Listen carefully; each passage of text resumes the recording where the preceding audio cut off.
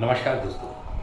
आज मैं आपको 3 छोटी-छोटी कहानियाँ सुनाने के लिए उपस्थित हुआ हूँ और ये तीनों कहानियाँ अगर आपने सुन ली, 1-1 मिनट की तीनों कहानियाँ हैं, तो आपके जीवन में भी उतना ही उजाला हो जाएगा, जितना कि इन कहानियों को सुनने के बाद संसार के उन मोहताज लोगों के साथ प्रकाश की अंधियारा है, उनके साथ जो इंतज़ार है, वो कम से कम आपके ज़रिए से हो पाएगा। पहली कहानी, एक स्पेन में बहुत अमीर आदमी ने अखबार में एक अनाउंसमेंट निकलवाई, जिसमें उसने कहा कि मैं अपनी बीएमडब्ल्यू उसे मैं एक बहुत बड़े खड्डे में दफना दूँगा। और वो नई बीएमडब्ल्यू कई करोड़ की उसने अभी ही खरीदी थी। तो ये देखने के लिए पूरा शहर इकट्ठा हो गया और आखिरकार जब वो बिल्कुल वाकई ही खड्डे के अंदर गाड़ी को उतार दिया गया, ऊपर से मिट्टी फेंकनी शुरू करने वाले थे, तो पत्रकारों ने पूछा कि ये आप ऐसा क्यों कर रहे हैं? तो उसने बोला, पूछना तो मुझे चाहिए, आप पूछ रहे हैं।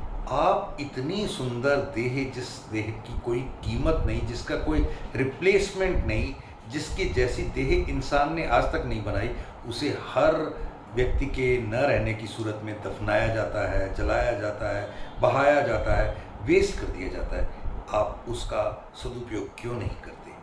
जबकि धर्म तो यही कहता है कि परोपकार करना चाहिए। और उसकी बात के बाद इतना प्रकाश, इतना प्रभाव इस बात का रहा कि आज भी स्पेन में बहुत सारे लोग देहदान, नेत्रदान और अंगदान करते हैं और वो छोटा सा स्पेन आज दुनिया के मैप में सबसे बड़े एक राष्ट्र के रूप में जाना जाता है। दूसरी कहानी, माता जी ने ऐलान किया कि मैं अपनी वसीयत करूँगी और इस वसीयत में मैं किसी को कुछ नहीं दूँगी। मेरे जो घर, कार, जेवर, सब कुछ कीमती, पैसा, लॉकर्स, सब कुछ मेरे बाद मेरे साथ जलाए जाएँ। जब ये बात सुनी तो सबने बोला, ये तो बहुत मूर्खतापूर्ण है।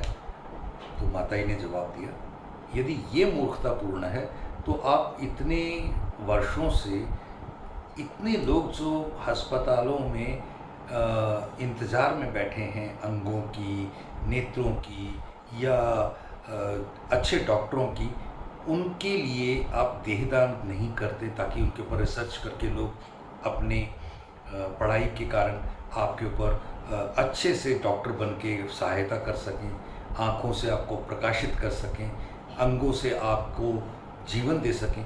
तो मुझे तो ये कुछ ज़्यादा कीमती नहीं लगते, घर, कार, जो कि जिसके बदले में आप शरीर जला दिया करते हैं। सबकी आंखें एकदम से खुल गई और सोचा, वाकई माता ये तो ठीक कह रही हैं। अगली कहानी, एक पेड़ था, एक नदी थी, दोनों की आपस में खूब दोस्ती थी और दोनों का स्वभाव बहुत ही अच्छा था। पेड़ स्थिर खड़ा रह कर के लोगों को अपने शरीर से फल, फूल, छाया, खुशबू, हवा दान किया करता था। पानी, नदी अपने शरीर से जाते हुए लोगों को मटके भर भर के, खेतों को भर भर के दान करती थी, ताकि जैसे जैसे नदी आगे बढ़ती थी और वो बल्कि घटती नहीं थी, झरझर पानी लोगों की प्यास को बुझाता हुआ आगे निकलती। और ये पूरी प्रक्रिया देखकर दोनों एक दूसरे से कहा करते, काश कि इंसान भी हमारे से कुछ सीख पाता, अपने जीते जी रक्तदान और जाते जाते देहदान, नेत्रदान, अंगदान कर जाता। दोस्तों, आपको ये कहानियाँ कैसी लगी? यदि अच्छी लगी तो इसके बारे में dehdan.org पर या नीचे लिखे नंबरों पर हमें संपर्क करें। हम आपको उचित मदद करने में ज़रूर कोशिश करेंगे। थैंक यू, धन्यवाद।